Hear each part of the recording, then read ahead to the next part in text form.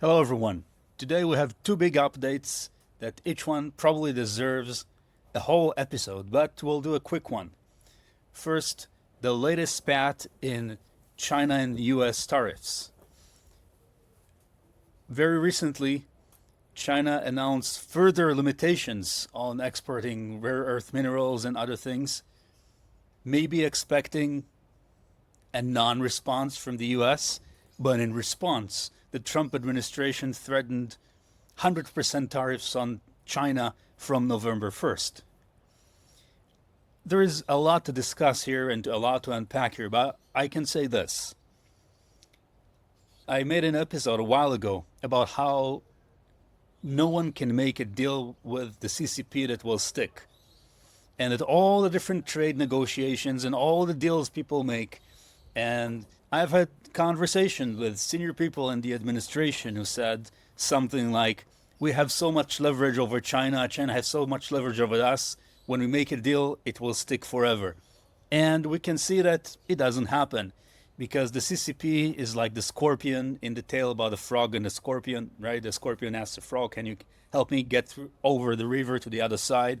And the frog says, I can, but please don't sting me because we'll both die. And the scorpion promises. But then in the middle of the river, as the frog is swimming, she feels the sting of the scorpion and asks, why are you doing this? We are both going to die now. And the scorpion says, I can't help it. It's in my nature. So it's the same with the CCP. But apparently, Trump and America are not planning to drown. So they're fighting back. And we'll see what happens. The stock markets are reacting. But honestly, this was to be expected. And it is to be expected as long as the CCP is in power. Every deal you make with them is written on ice and it will melt.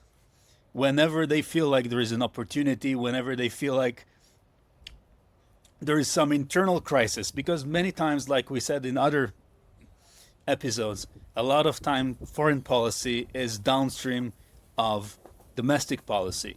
So there are all sorts of rumors about Xi Jinping having a stroke and all sorts of machinations at the top of the CCP. Maybe it's even not about feeling the US is weaker, but just as some sort of aggressive response to something hidden from sight at the top of the CCP that this came out.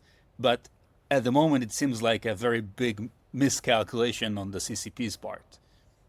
The second issue is obviously Trump coming to Israel and then to Egypt, and what seems like the end of hostilities and all the Israeli hostages, alive and dead, returning as I'm recording this from Gaza to Israel.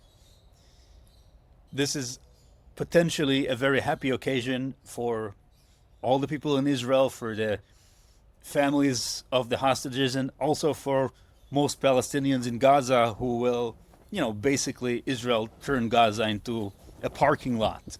And there is a lot of work to be done to make it habitable again.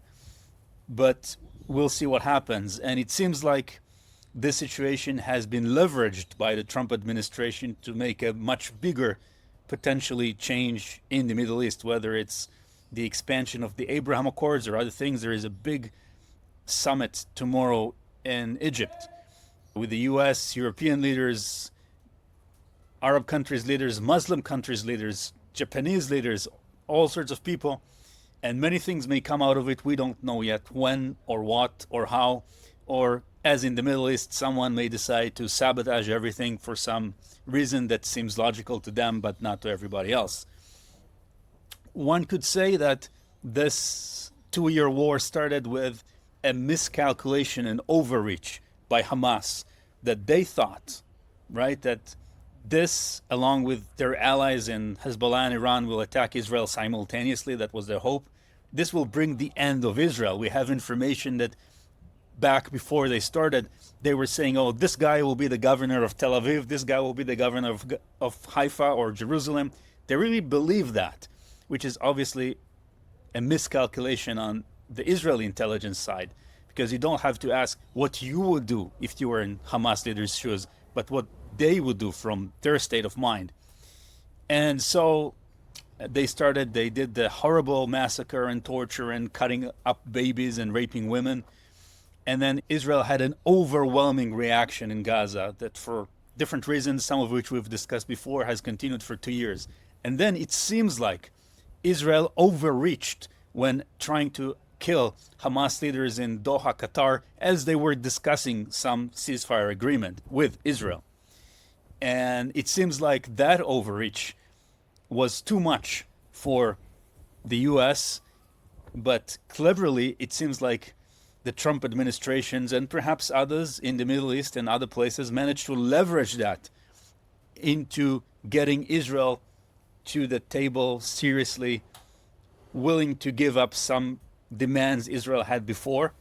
I'm not discussing right now whether they were justified or not. I'm just saying what happened. And also threatening Hamas with basically annihilation if they don't agree to the deal as well. So potentially, first, at least a temporary halt in hostilities and the hostages coming home, and potentially something much bigger. But we'll have to stay tuned and see how things develop, because different things could happen. So these are the two short updates for today, and we'll probably make full episodes about whatever is unfolding, whether it's in the US-China trade war or the Middle East. Thank you for watching Global Risk Profile. And remember, the headlines may change, but the underlying patterns rarely do. Thank you for watching, and stay sharp.